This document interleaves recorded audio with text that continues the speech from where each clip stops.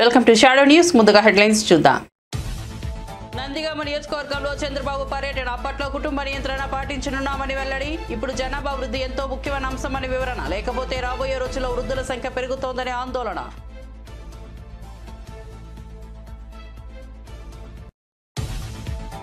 జగజ్జీవన్ రామ్ విగ్రహానికి ఉప ముఖ్యమంత్రి బట్టి విక్రమార్కతో కలిసి పూలమాలలు వేసి నివాళులు అర్పించిన రేవంత్ రెడ్డి. జగజ్జీవన్ జయంతిని స్మరిస్తూ జరుపుకునే సమానత్వ దినోత్సవం సందర్భంగా సామాజిక సారికత కోసం ప్రతి ఒక్కరూ పునరంకితం కావాలని ముఖ్యమంత్రి పిలుపు. కేంద్ర ప్రభుత్వం డబ్బులు ఇస్తుంటే మోదీ ఫ్లెక్సీలను వారు చించేస్తున్నారన్న బండి సంజయ్. బియ్యానికి మోదీ ప్రభుత్వం డబ్బులు ఇస్తోందన్న బండి సంజయ్. కాంగ్రెస్ ప్రభుత్వం ఏం చెప్పినా అవే మోదీ బియ్యమేనని వ్యాఖ్య. రేవంత్ రెడ్డి ఫోటో పెట్టుకుంటే అభ్యంతరం లేదన్న బండి సంజయ్. పిఠాపురం నియోజకవర్గంలో రెండో రోజు నాగబాబు పర్యటన. టీడీపీ జనసేన శ్రేణుల మధ్య తోపులట. పిఠాపురం నియోజకవర్గంలో నాగబాబు పర్యటన. నాగబాబు పర్యటన సందర్భంగా టీడీపీ జనసేన పోటాపోటీ నినాదాలు.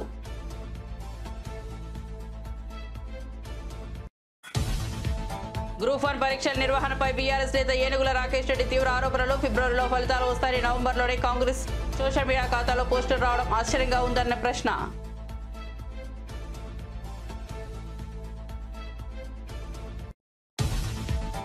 మదనపల్లి మీనాక్షి చికిత్స పొందుతున్న టీడీపీ నేత వేల్పుల వెంకటేష్ను పరామర్శించిన రాష్ట్ర ప్రధాన కార్యదర్శి చింతకాయల విజయ్. వెంకటేష్ కుటుంబాన్ని ఓదార్చిన విజయ్.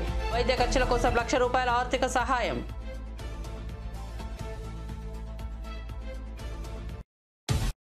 ఇక వార్త వివరాల్లోకి వెళ్తే, దివంగత నేత బాబు జగజ్జీవన్ రామ్ జయంతి సందర్భంగా ముఖ్యమంత్రి రేవంత్ రెడ్డి, ఉప ముఖ్యమంత్రి బట్టి విక్రమార్క, బీఆర్ఎస్ అధినేత కేసీఆర్లు ఘనంగా నివాళులు అర్పించారు.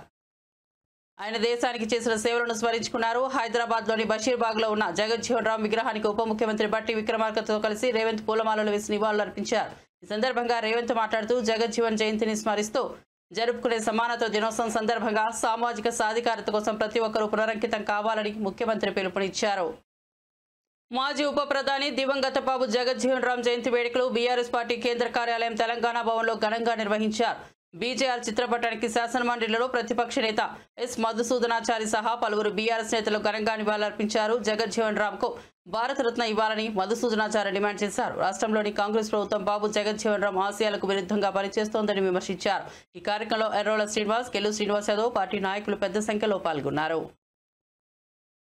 అనేక పర్యాయాలు ఎంపీగా గెలిచినటువంటి నాయకుడు. అదే రకంగా బంగ్లాదేశ్ విమోచన, భారతదేశం ఒక దేశాన్ని వీరోచితంగా పోరాడి విముక్తి చేయడంలో ప్రధాన భూమిక పోషించినటువంటి మహానాయకుడు. ఆనాడు రక్షణ మంత్రిగా ఉండి పాకిస్తాన్ దుర్మార్గం నుండి బంగ్లాదేశ్ను విముక్తం చేయడంలో రక్షణ శాఖ మంత్రిగా వారు చేసినటువంటి సేవలు వారి పోరాట పటిమకు నిదర్శనం. జీవితాంతం కాళోజీ నారాయణరావు గారు అన్నట్టు, పుట్టుక నీది, చావు నీది, బ్రతుకంతా దేశానిది అనేటువంటి నానుడికి సరిపోయేటువంటి రూపం బాబు జగజ్జీవన్ రామ్ గారిది. ఇవాళ ఈ దేశంలో ఉన్నటువంటి అణగారిన వర్గాల వారు సగౌరవంగా ఆత్మగౌరవంతో బ్రతుకుతున్నారు అనడానికి కారకుడైనటువంటి మహానుభావులలో బాబు జగజ్జీవన్ రామ్ గారు కూడా ఒకరు. కాబట్టి మేము డిమాండ్ చేస్తూ ఉన్నాం, తప్పకుండా బాబు జగజ్జీవన్ రామ్ గారికి భారతరత్న, ఖచ్చితంగా భారతరత్న పొందడానికి అన్ని అర్హతలు ఉన్నటువంటి మహానుభావుడు బాబు జగజ్జీవన్ రామ్ గారు. కాబట్టి దేశం ఈరోజు వారిని స్మరించుకుంటున్నటువంటి సందర్భంగా భారత ప్రభుత్వం వారికి ఆ గౌరవాన్ని ఇవ్వాల్సినటువంటి బాధ్యత భారత ప్రభుత్వం మీద ఉంది అనేటువంటి విషయాన్ని తెలియజేస్తూ మరొక్కసారి వారికి. సూర్యాపేటలో పీడీఎస్ సన్న బియ్యం పొందుతున్న దళితుడు వెంకటయ్య ఇంటిని మంత్రి ఉత్తమ్ కుమార్ రెడ్డి సందర్శించారు. వాటి కుటుంబంతో కలిసి భోజనం చేశారు. నా ఇంట్లో నా కుటుంబంతో కలిసి భోజనం చేసినట్లు ఉంది అని అన్నారు. ఒకరికి 6 కిలోల చొప్పున ఉచిత సన్న బియ్యం పథకంపై వారు సంతోషం వ్యక్తం చేశారు. రాష్ట్రంలో పోయిన నెలాఖరు వరకు మీ అందరికి తెలుసు, రాష్ట్రంలో దొడ్డు బియ్యం 4 స్ట్రీమ్స్ ఇచ్చేది, ఎక్కువ శాతం లబ్ధిదారులు తినకపోయేది. మన ప్రభుత్వం, మన కాంగ్రెస్ ప్రభుత్వం వచ్చిన తర్వాత దీన్ని ఆలోచన చేసి ముఖ్యమంత్రి రేవంత్ రెడ్డి గారు, ఉప ముఖ్యమంత్రి బట్టి విక్రమార్క గారు మంత్రివర్గం ఆలోచన చేసి రాష్ట్ర వ్యాప్తంగా ఇప్పటి వరకు ఉన్న రేషన్ లబ్ధిదారులు 2,81,00,000 మంది. ఇప్పుడు మేము రేషన్ లబ్ధిదారుల సంఖ్య కూడా పెంచి 3,10,00,000 మందికి రేషన్ ఇవ్వబోతున్నాము. ఆ రేషన్ కింద ఇప్పుడు భారతదేశంలో ఏ రాష్ట్రంలో ఎక్కడ ఎప్పుడు జరగని విధంగా మన ప్రభుత్వం, మన కాంగ్రెస్ ప్రభుత్వం ప్రతి లబ్ధిదారుకి 6 కిలోల మంచి క్వాలిటీ తినడానికి మంచి రుచికరంగా ఉన్న సన్న బియ్యం ఇస్తున్నాము. ఆ సన్న బియ్యం మరి వెంకట ఇంట్లో మరి ఎట్లుంది, ఆ కుటుంబ సభ్యులు తింటున్నా లేదా, హ్యాపీగా ఉందా లేదా కనుక్కోవడానికి నేను వాళ్ళతో కలిసి భోజనం చేస్తున్నా. ఇది ఆహార భద్రత విషయంలో భారతదేశంలోనే ఒక విప్లవాత్మక మార్పు, ఒక ముందడుగు. దళితులు, గిరిజనులు, బీసీలు, మైనారిటీలు, వ్యవసాయ కూలీలు, అగ్రకులాల్లో నిరుపేదలందరికీ కడుపు నిండా అన్నం పెట్టే పథకం ఇది. రాష్ట్ర జనాభాలో 84% కి మనం ఈ విధంగా ఉచితంగా సన్నబియ్యం, మంచి క్వాలిటీ సన్నబియ్యం ఇస్తున్నాము. ఈ విధంగా రాష్ట్ర వ్యాప్తంగా ఈ సన్నబియ్యం సంబరాల కార్యక్రమంలో మరి ముఖ్యమంత్రి గారితో సహా మంత్రులము, ఎమ్మెల్యేలు, ఎంపీలు, ఎమ్మెల్సీలు అందరూ కూడా ఈ రేషన్ సన్నబియ్యం పంపిణీ కార్యక్రమం, అదే విధంగా ఈ రేషన్ లబ్ధిదారు ఇంట్లో భోజనం చేసే కార్యక్రమం పెట్టుకోవడం జరిగింది. దాని భాగంగా మేము సూర్యాపేట పట్టణానికి వచ్చినాము. నేను చాలా సంతోషిస్తున్నా. మరి వెంకటయ్య గారు వారి కుటుంబ సభ్యులతో కూర్చొని భోజనం చేస్తున్నాం. అన్నం మంచిగున్నది.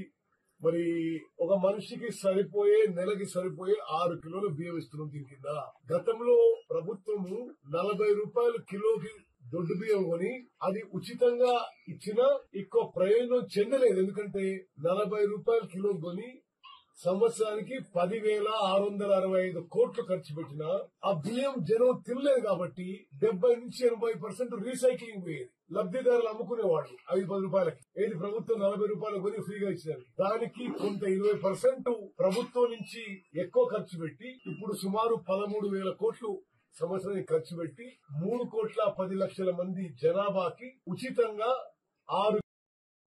నర్సారావుపేటలో బ్లడ్ ఫ్లూతో చిన్నారి మృతిపై స్పందించిన మాజీ ఎమ్మెల్యే గోపిరెడ్డి శ్రీనివాసరెడ్డి దేశంలో ఇది 2వ బ్లడ్ ఫ్లూ మరణమని చెప్పారు. ఐసీఎంఆర్ ధృవీకరణ వచ్చినా ప్రభుత్వం అప్రమత్తం కావడం లేదని అన్నారు. చిన్నారి కుటుంబాన్ని పరామర్శించి ప్రభుత్వ నిర్లక్ష్యంపై తీవ్ర విమర్శలు చేశారు. బర్డ్ ఫ్లూతో చనిపోయిందనే వార్త తెలియటం జరిగింది. ముఖ్యంగా ఈ అమ్మాయి ఎయిమ్స్ మంగళగిరిలో వైద్యం పొందుతూ శరీరంలో ఉన్న అవయవాలన్నీ కూడా పనిచేయకపోవటం వల్ల చనిపోయిందని చెప్పి ఎయిమ్స్ వైద్యులు నిర్ధారించి రిపోర్ట్ ఇవ్వటం జరిగింది.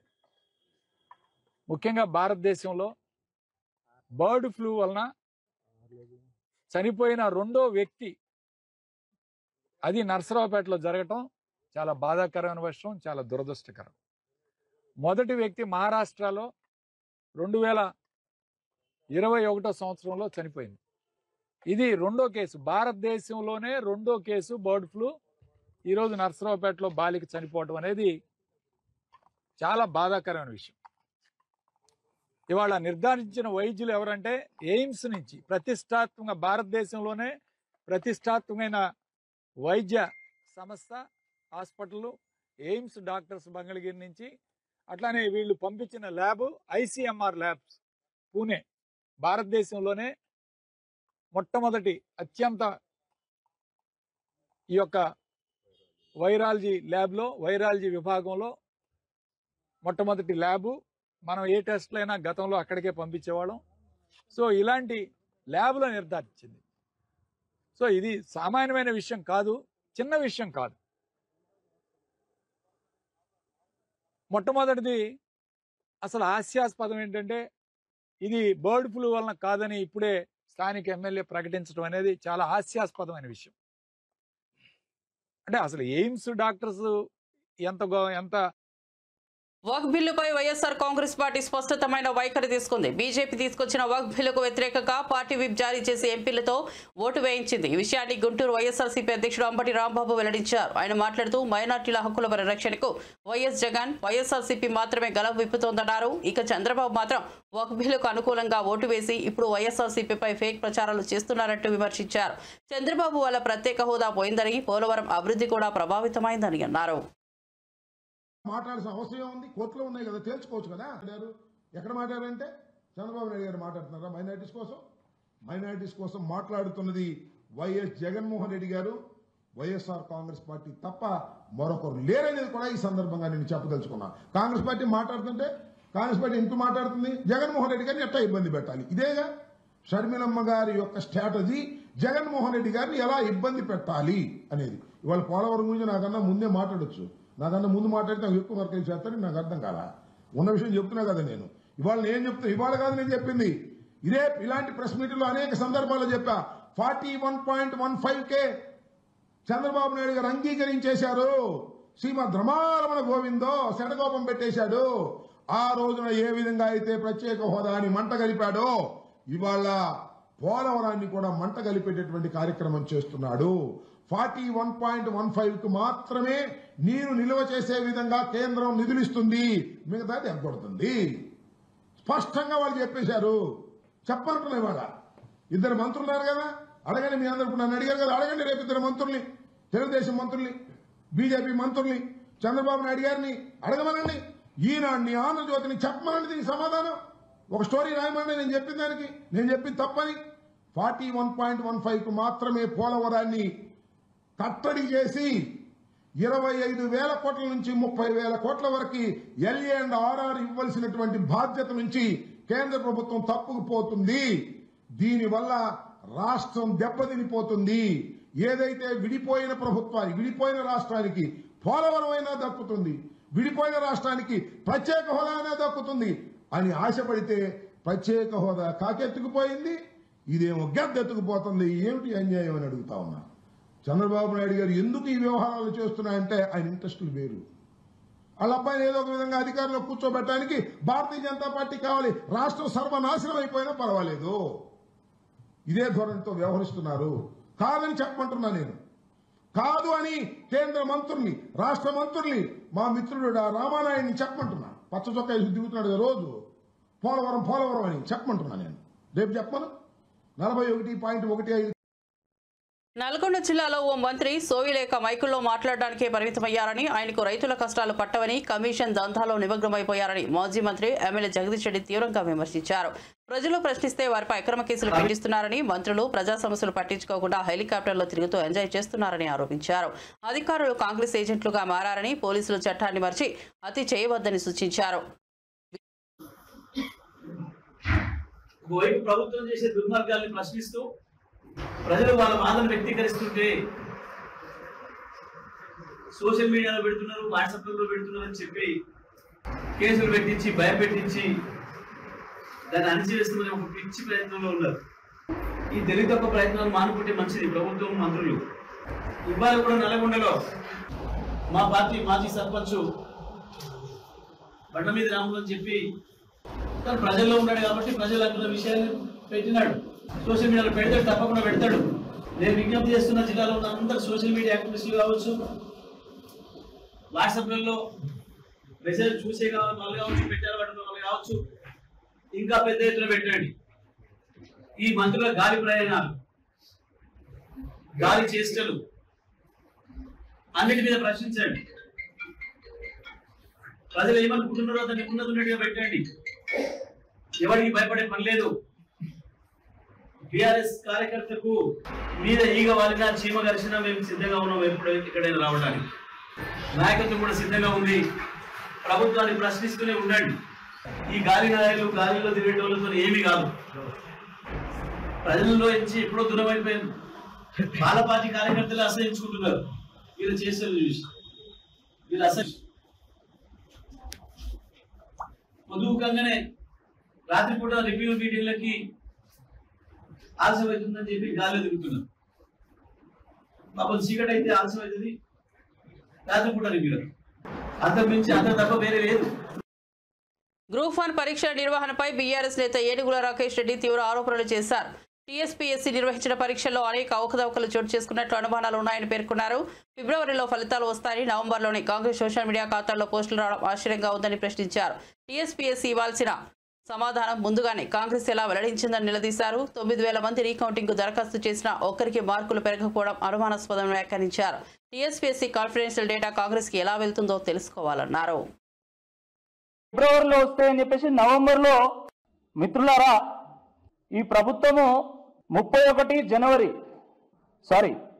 మార్చి 13వ తేదీ ఒక వెబ్ నోట్ రిలీజ్ చేసింది. ఫేర్ అండ్ ట్రాన్స్పరెంట్ ఇవాల్యుయేషన్ అని చెప్పి నవ్వుకుంటున్నారు. ఫేర్ అండ్ ట్రాన్స్పరెంట్ ఇవాల్యుయేషన్ అంటే ఎందుకంటే స్వయంగా Telangana Congress party official handle మీద పరీక్షా ఫలితాలు ఫిబ్రవరిలో వస్తాయని చెప్పేసి నవంబర్లో వాళ్ళు ఒక పోస్ట్ పెట్టింది. నేను అడుగుతున్న కాంగ్రెస్ పార్టీ వాళ్ళని, మేము అడుగుతున్నాం బీఆర్ఎస్ పార్టీ పక్షాన ఈ రాష్ట్ర ప్రభుత్వాన్ని, టీజీపీఎస్సీకి అసలు కాంగ్రెస్ పార్టీకి ఏం సంబంధం? టీజీపీఎస్సీ పరీక్షలు ఎప్పుడు జరుగుతాయి, ఎప్పుడు ఫలితాలు వస్తాయని మీరు ఎక్కడ చెప్పగలుగుతున్నారు? అసలు TGPSC is a constitutional body. మరి అలాంటప్పుడు దానికి సంబంధించిన ఇన్ఫర్మేషన్ కాంగ్రెస్ పార్టీ హ్యాండిల్స్లోకి ఎట్లా వస్తున్నది? వీళ్ళు ఇన్ఫర్మేషన్ రిలీజ్ చేసింది ఏమని? టాప్ 10లో ఇంతమంది ఓసీలు, ఇంతమంది బీసీలు, ఎస్సీ ఎస్టీలు అని, టాప్ 100లో కేటగిరీ వైజ్ ఇంతమంది ఉన్నారని చెప్పి. అంటే మీరు ఎవరిని ఫూల్స్ చేయదలుచుకున్నారు? అంటే రీకౌంటింగ్ చేయము, మేము రీకౌంటింగ్ ద్వారా ఒక్క మార్క్ కూడా పెంచము అనుకుంటే మరి రీకౌంటింగ్ పెట్టొద్దని చెప్పాల్సింది. అంటే మీరు ముందే వీళ్ళకి ఇన్ని మార్కులు వేయాలి, వీళ్ళకి ఇన్ని మార్కులు వేయాలి, వీళ్ళకి ర్యాంక్ రావాలి, వీళ్ళకి ర్యాంక్ రావద్దు అని చెప్పి మీరు ఫిక్స్ అయింది కాబట్టే, మ్యాచ్ ఫిక్సింగ్ జరిగింది కాబట్టే ఈరోజు రీకౌంటింగ్ లో ఒక్కరు కూడా మార్కు పెరగలే. ఇది కాన్ఫిడెన్షియల్ డేటానా లేకపోతే కాంగ్రెస్ పార్టీ డేటానా అని చెప్పి ఈరోజు బీఆర్ఎస్ పార్టీ పక్షాన సూటిగా ప్రశ్నిస్తున్నాం. సమాధానం చెప్పాలా? కాంగ్రెస్ పార్టీ అఫీషియల్ హ్యాండిల్లో టీజీపీఎస్సీ ఇన్ఫర్మేషన్ ఎట్లా పెడుతున్నారు? జీఆర్ఎల్ రాకముందుకే టెలిగ్రామ్లో ఇన్ఫర్మేషన్ ఎట్లా వస్తున్నది? రీకౌంటింగ్ జరగకముందుకే కేటగిరీ వైజ్ ఇంతమంది ఉన్నారని మీరు ఎట్లా చెప్తున్నారు? దానికి మీరు సమాధానం చెప్పాల్సిందే ఈ సందర్భంగా నేను అడుగుతున్నాను. యూపీఎస్సీలో వన్ టైం ఇవాల్యుయేషన్కి 80 రోజులు పడుతుందండి, 80 రోజులు. మొన్న ఏపీపీఎస్సీ 6000 పేపర్లు దిద్దడానికి 40 రోజులు పట్టింది. దశరథి సత్య జయంతి ఉత్సవాల్లో భాగంగా తెలంగాణ జాగృతి ఆధ్వర్యంలో రూపొందించిన ఆ చల్లని సముద్ర గర్భం దృశ్య గీతాన్ని హైదరాబాద్లో ఘనంగా ఆవిష్కరించారు. ఈ కార్యక్రమానికి ముఖ్య అతిథిగా జాగృతి అధ్యక్షురాలు ఎమ్మెల్సీ కల్వకుంట్ల కవిత హాజరయ్యారు. జాతీయ కవిగా తెలంగాణ ఉద్యమ స్ఫూర్తిగా నిలిచిన దాశరథి కృష్ణమాచార్య సాహిత్య ఔన్నత్యాన్ని తలదన్నేలా ఈ గీతాన్ని రూపొందించిన విధానం అందరినీ ఆకట్టుకుంది. ఈ సందర్భంగా కవిత మాట్లాడుతూ తెలంగాణ సాంస్కృతిక పునర్జాగరణలో దాశరథి పాత్ర అజేయమని పేర్కొన్నారు. ఇప్పటికి నిజంగా పెద్దల ఆశీర్వాదం ఉంటారంటారు. ఇవాళ దాశరథి గారి 100వ జయంతి సంవత్సరంలో ఆవిష్కరణ జరగడం అన్నది నిజంగా చాలా అదృష్టంగా నేను భావిస్తున్నా. ఏది కూడా ఈ ప్రపంచంలో యాదృచ్ఛికంగా జరగదు. ఏది ఎప్పుడు జరగాలో అప్పుడే జరుగుతుందని నేను బలంగా నమ్ముతాను. ఇవాళ ఆవిష్కరణ జరిగిందంటే ఖచ్చితంగా 100% మనకు దాశరథి గారి ఆశీర్వాదం ఉందనే మనస్ఫూర్తిగా నేను భావిస్తూ ఉన్నాను. మరి ఈ పాటను చేయడం వెనకాల సార్ పాడడం, వారి గాత్రం ఉంటే మరి మల్లిక్ గారి సంగీతం కూడా అంతే సూదింగ్గా, ఎట్లయితే దేశపతి గారి వాయిస్ ఉందో అంతే సూదింగ్గా ఆ పాట ఎప్పటికీ ఉండిపోయే విధంగా సోదరుడు మల్లిక్ గారి మ్యూజిక్ ఉంది. Thank you so much. అట్లానే పూర్ణ పాపం హార్ట్ పెట్టి ఎడిటింగ్ చేసిండు, హార్ట్ పెట్టి మమ్మల్ని రమ్మన్నారు ఒకసారి వచ్చి మీరు నివాళులు అర్పించేటటువంటి దృశ్యం ఉండాలి అని అంటే, ఎక్కడ అంటే రవీంద్ర భారతికి పోయినాం. పోయేవరకు అందరు డాన్స్ చేస్తారు. నేనన్నా ఇదేంద్రపై ఇట్లా డాన్సులు గిన్సులు పెట్టినావు మన తెలంగాణ పాటలకు, సారీ ఏమనుకోదు, సూట్ కాదు ఇదేంది పెట్టినావు నువ్వు అని అంటే, లేదక్క డిఫరెంట్ వస్తుంది మీరు చూడండి చాలా, అంటే ఈ పాటలో ఉన్న డెప్త్ కన్వే చేయడానికి ఇది కావాలి అని అంటే నాకైతే అప్పుడు కొద్దిగా అనుమానంగానే ఉండే. కానీ ఈరోజు పాట చూసినాక మాత్రం డెఫినెట్గా మంచి ఎఫర్ట్, మంచి థాట్ అని చెప్పి మనస్ఫూర్తిగా అనిపించింది. చాలా డీసెంట్గా చక్కగా వచ్చింది. అట్లానే ఎడిటింగ్ కూడా మీరు బ్యూటిఫుల్గా లిరిక్స్కి తగ్గట్టు చేసినందుకు మనస్ఫూర్తిగా పూర్ణ గారిని అభినందిస్తూ ఉన్నాను. అట్లానే వేదిక మీద ఉన్నటువంటి ప్రతి ఒక్కరు కూడా చాలా ఇన్డెప్త్గా మాట్లాడుకుంటూ పోయినారు. నిజంగా తెలంగాణ సాహిత్యం గురించి, తెలంగాణ కవుల గురించి ఆలోచిస్తే పోతన దగ్గర నుంచి మొదలు పెడితే ఈ వేదిక మీద ఉన్నటువంటి మానుకోట ప్రసాద్ గారి వరకు, మా సోదరులు మిట్టపల్లి సురేందర్ వరకు ఎవ్వరు కూడా ఎప్పుడు ఎవరికి తల వంచరు. మన వాళ్ళు క్వశ్చనే లేదు. పోతన ఆనాడు రాజు ఇంటికి వచ్చి కూడా నాకు కవిత్వం అంకితమే అంటే ఇయ్యాను పో, నేను శ్రీరాముడికి ఇచ్చుకుంటా అని చెప్తాడు ఆయన. అట్లనే దాశరథి గారు కూడా అంతే. నిజాం రాజు ఎన్ని కష్టాలు పెట్టినా. సికింద్రాబాద్ లో కురిసిన వర్షానికి హస్మత్పేట్ చెరువు కట్ట వద్ద ప్రధాన రహదారిపై భారీగా వరద నీరు నిలిచిపోయింది. దీంతో రహదారి చిన్నపాటి చెరువును తలపిస్తోంది. రహదారిపై మోకాళ్ల లోతులో నీరు నిలిచి ఉండటంతో వాహనదారులు, పాదచారులు తీవ్ర ఇబ్బందులు పడ్డారు. వాహనాలు వెళ్లడానికి రహదారిపై దారి లేక పక్కనే ఉన్న ఫుట్పాత్ పై నుంచి వెళ్లే పరిస్థితి ఏర్పడింది. శ్రీరామనవమి వేడుకలకు ఉత్తరప్రదేశ్లోని అయోధ్య నగరం సర్వాంగ సుందరంగా ముస్తాబైంది. ఆధ్యాత్మిక శోభ ఉట్టిపడేలా భారీ సెట్టింగులు, రంగురంగుల విద్యుత్ దీపాలు, పూలతో ఆలయ ద్వారాలను అలంకరించారు. అయోధ్యలో ఎటు చూసినా రామనామ సంకీర్తనలతో ఆధ్యాత్మిక వాతావరణం నెలకొంది. ఈ సందర్భంగా భక్తులు అధిక సంఖ్యలో ఆలయానికి తరలి వస్తున్నారు. తిరుమల శ్రీవారిని ప్రముఖ సినీ దర్శకుడు నాగశ్విన్ దర్శించుకున్నారు. వేకువజామున ఆయన కుటుంబ సభ్యులతో కలిసి శ్రీవారి సుప్రభాత సేవలో పాల్గొన్నారు. టీటీడీ అధికారులు ఆయనకు స్వాగతం పలికి దర్శన ఏర్పాట్లు చేశారు. దర్శనం అనంతరం నాగశ్విన్ ఆలయ అధికారులు స్వామివారి తీర్థ ప్రసాదాలను అందజేశారు. దర్శకుడు రాజమౌళి చేసిన ఒక ట్వీట్తో తన జీవితానికి బంగారు బాటలు పడ్డాయని నటుడు సంపూర్ణేష్ బాబు గుర్తు చేసుకున్నారు. తన తొలి చిత్రం హృదయ కాలేయం విడుదలై 11 ఏళ్లు పూర్తయిన సందర్భంగా తనను ఆదరిస్తున్న ప్రేక్షకులకు అవకాశాలు ఇచ్చి ప్రోత్సహించిన దర్శక నిర్మాతలకు కృతజ్ఞతలు తెలిపారు. ప్రేక్షకులను అలరించేందుకు మరిన్ని మంచి చిత్రాలతో సిద్ధమవుతున్నట్లు ఆయన తెలిపారు. అలాంటిది ఎక్కడో చిన్న పల్లెటూరు ఒక మధ్యతరగతి కుటుంబంలో పుట్టి బంగారు ఆభరణాలు తయారు చేసుకునే నన్ను సినిమాల మీద ఎంతో మక్కువ ఉన్నటువంటి లక్షలాది మందిలో నేను ఒకరిని. అలాంటిది ఒక సినిమా హృదయకాలయం అనే ఒక సినిమా తీసి ఆ సినిమా ద్వారా ఒక స్టార్డమ్ ఇచ్చి నా పేరు మీద సంపూర్ణేష్ బాబు అనే పేరు మీద ఒక సాంగ్ రాయించి ఇలాంటి ఛాంబర్లో ఎప్పుడో కానీ ఏదన్నా అకేషన్ ఉంటే కానీ రాలేనటువంటి ఎంతో మందిలో నేను ఒక్కడిగా ఇవాళ ఈ ఛాంబర్లో ఈ ప్రెస్ మీట్ పెట్టేంత స్థాయికి తీసుకొచ్చింది నేను దైవంగా భావించే ఒక అన్నగా భావించే రాజేష్ అన్న. నా పేరు మార్చి అప్పటి నుంచి నా జీవితంలో చాలా మార్పులు. ఆటోలలో తిరిగే నన్ను ఫ్లైట్లలో దింపే రేంజ్కి తెచ్చిండు.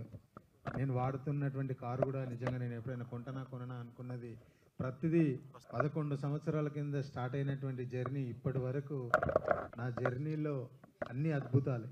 వెనక్కి తిరిగి తీసుకుంటే నరసింహాచారికి సంపూర్ణేష్ బాబుకు తేడా ఏంటంటే నక్కకు నాగలోకానికి ఉన్నంత తేడా అనుభవిస్తున్నా.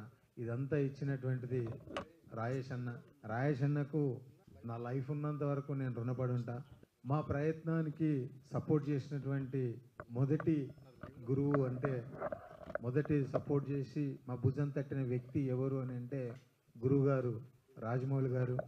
సార్ మీకు శిరస్సు వంచి నమస్కరిస్తున్నాను సార్. ఒకరోజు మీరు ఒక ట్వీట్ వేసి నా జీవితాన్నే మార్చేశారు. ఈ 11 ఏళ్ళు సుదీర్ఘంగా హాయిగా ప్రశాంతంగా జరిగిపోయింది. అలాగే మా హృదయకాలం పనిచేసినటువంటి డైరెక్షన్ డిపార్ట్మెంట్ కానీ మహేష్ అన్న, చైతన్య అక్క, కత్తి గారు లేరు ఇప్పుడు మన మధ్యలో, అది బాధాకరం. చాలామంది ఆర్టిస్టులు, Joshua master, dance master, Hari master, వీళ్ళందరికీ నా తోటి నటించిన ఆర్టిస్టులందరికీ పేరు పేరున ధన్యవాదాలు. ఆ టైంలో సపోర్ట్ చేసినటువంటి ఇంకొంతమంది వాళ్ళందరికీ ప్రత్యేకంగా పేరు పేరున నా ధన్యవాదాలు.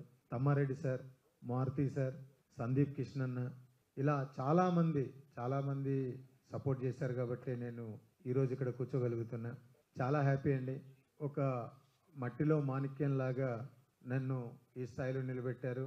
ఈ ప్రెస్ మీట్కు మెయిన్ కారణం ఏంటంటే 11 వసంతాలు పూర్తి చేసుకున్నాం. ఓ 10-12 సినిమాలు హీరోగా చేసా, ఓ 10-15 సినిమాలు చిన్న క్యారెక్టర్లు చేసా చాలా సినిమాలలో. చాలా హ్యాపీ. 11 సంవత్సరాల శుభాకాంక్షలు నేను మీకు తెలియజేస్తున్నా. ఎప్పటికీ మీ ప్రేమ అనురాగాలు మా మీద ఇలాగ ఉండాలని చెప్పేసి మనస్ఫూర్తిగా కోరుకుంటూ సదా మీ ప్రేమకు బానిస మీ సంపూర్ణేష్ బాబు. సోదర అనే ఒక సినిమా రిలీజ్కుంది.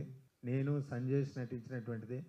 మోహన్ డైరెక్టర్. అది సినీ నటి హన్సిక విజయవాడలో సందడి చేశారు. నగరంలోని ఎంజీ రోడ్లో నూతనంగా ఏర్పాటు చేసిన ఓ నగల దుకాణాన్ని ప్రారంభించారు. అనంతరం షోరూంలో పలు రకాల డిజైన్లను ఆవిష్కరించారు.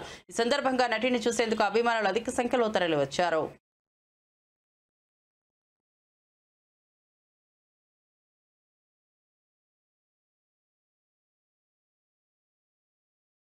इस खूबसूरत नीले बक्से में देखकर, चमकते हुए देखकर मोहब्बत बयां की है, प्यार का इजहार किया है, चाहत कबूल है। हाँ, तुम पर पूरी दीवानी हूँ, इसमें कोई शक नहीं है, क्योंकि तुम्हें जितना देखती हूँ दिल यही कहता है कि दिल अब भरा नहीं। Andarki namaskaram. I'm extremely happy. Chala ishtam for me that I am here in Indriya jewelry store launch, and Vijayawada has always been my favorite. So very. Madanapalle పట్టణంలోని మీనాక్షి ఆసుపత్రిలో చికిత్స పొందుతున్న రాజంపేట పార్లమెంట్ ఐటీడీపీ ఉపాధ్యక్షుడు మదనపల్లి 14వ బూత్ ఇన్ఛార్జ్ వేల్పుల వెంకటేష్ను పరామర్శించిన Telugu Desam party రాష్ట్ర ప్రధాన కార్యదర్శి మరియు ఐటీడీపీ అధ్యక్షులు చింతకాయల విజయ్. వెంకటేష్ ఆరోగ్య పరిస్థితి గురించి డాక్టర్ మల్లికార్జున్ అడిగి తెలుసుకున్నారు. అనంతరం వెంకటేష్ కుటుంబ సభ్యులను ఓదార్చి వైద్య ఖర్చుల నిమిత్తం ₹1,00,000 అందించారు. గత 5 ఏళ్ళు అపోజిషన్ ఉన్నప్పుడు మెంబర్షిప్ లో కూడా టాప్ లో నిలిచి భవిష్యత్ గ్యారంటీ కార్యక్రమంలో కూడా టాప్ లో నిలిచి ఎప్పుడు కూడా ఒక స్ట్రాంగ్ ఫాలోవర్ గా నిజాయితీ అని ఫాలోవర్ గా ఈరోజు టీడీపీకి నిలిచిన వ్యక్తి వెంకటేష్ గారు. వెంకటేష్ గారు ఇలా చేసుకున్న వెంటనే ఆత్మహత్యకి అటెంప్ట్ చేశారని తెలిసిన వెంటనే లోకేష్ గారు చాలా బాధపడి వెంటనే ఇమీడియట్ గా ఆయన ఆఫీస్ లో ఉన్న యంత్రాంగాన్ని మొత్తం కూడా కదిలించి వెంటనే ఎక్కడ జాయిన్ చేస్తున్నారు, హాస్పిటల్ డాక్టర్ గారితో మాట్లాడాలి ఏంటి అంటే మల్లికార్జున్ గారు డాక్టర్ గారు ఆయన చేతితోటి ఈ రోజు వెంకటేష్ గారిని ఎలా బాగుపరిచారంటే నిజంగా అప్రిషియేట్ చేయాలి డాక్టర్ గారికి. ఎందుకంటే మీనాక్షి హాస్పిటల్ ఈ రోజు మదనపల్లిలోని క్రిటికల్ కేర్ ఉండడం అనేది ఆశ్చర్యం కలుగుతున్నాను. ఈ రోజు అలాంటి వ్యక్తి వెంకటేష్ గారు ఆ మూమెంట్ లో వచ్చినా కూడా ఆయన బతికించి ఈ రోజు మళ్ళీ ఆ ప్రాణాన్ని తెలుగుదేశం పార్టీ కుటుంబాన్ని రక్షించినందుకు ఆయనకి కృతజ్ఞతలు తెలుపుకుంటాను. ఈరోజు ముఖ్యంగా ఎమ్మెల్యే గారు మొట్టమొదటి వెంటనే స్పందించి ఇక్కడికి మదనపల్లి ఎమ్మెల్యే గారు ఇక్కడికి వచ్చి వెంటనే హాస్పిటల్ ఎక్స్పెన్సెస్ కూడా కట్టి ఇమీడియట్ గా ట్రీట్మెంట్ మొదలుపెట్టారు. ముఖ్యంగా ఈ రోజు నేను రావడానికి కారణం ఏంటంటే నేను రాష్ట్ర జనరల్ సెక్రటరీగా నా పేరు చింతకాయలు విజయ్, మెయిన్ ఐటీడీపీ కోఆర్డినేటర్ కూడా నాకు చంద్రబాబు నాయుడు గారు నియమించడం జరిగింది. ఇక్కడ వెంకటేష్ గారిని నేను ఎప్పటి నుంచో కూడా ఆయన ఫాలో అవుతూ ముందుకు తీసుకెళ్తున్నాం. ఈ రోజు అలా జరిగినట్టే మాకు కూడా చాలా బాధ అనిపించి మేము నర్సీపట్నం వైజాగ్ దగ్గర నుంచి ఇక్కడికి రావడం జరిగింది. లోకేష్ గారు ఒకటే చెప్పారు, ఆ కుటుంబాన్ని మనం సొంత కుటుంబంలా ముందుకు తీసుకెళ్లి వాళ్ళని కాపాడుకోవాలి, వాళ్ళని సపోర్ట్ చేయాలని చెప్పారు.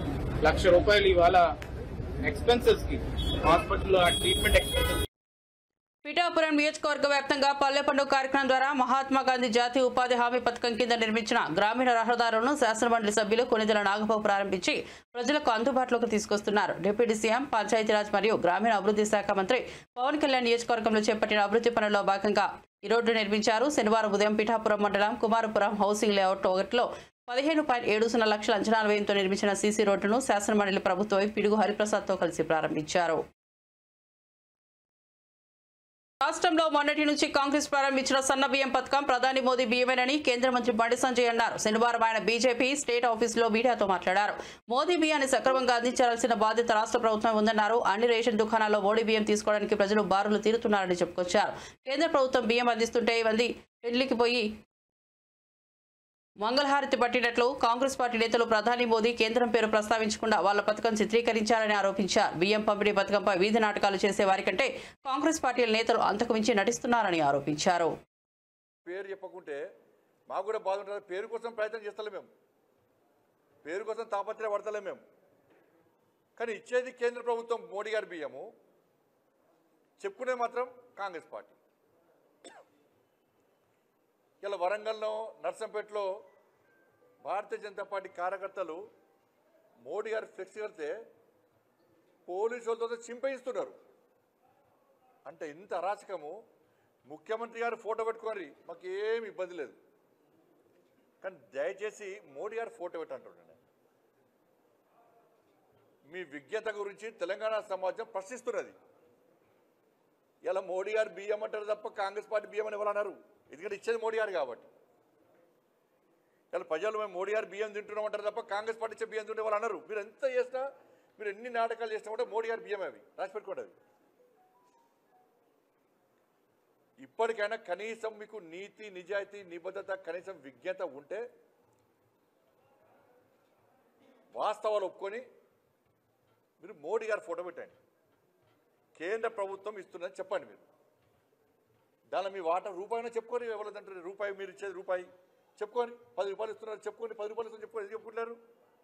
మీరు ₹10 ఇస్తున్నారని చెప్పుకోండి, మాకు ఇబ్బంది లేదు. కానీ మోడీ గారు ₹37 ఇస్తున్న విషయం ఎందుకు చెప్తలేరు?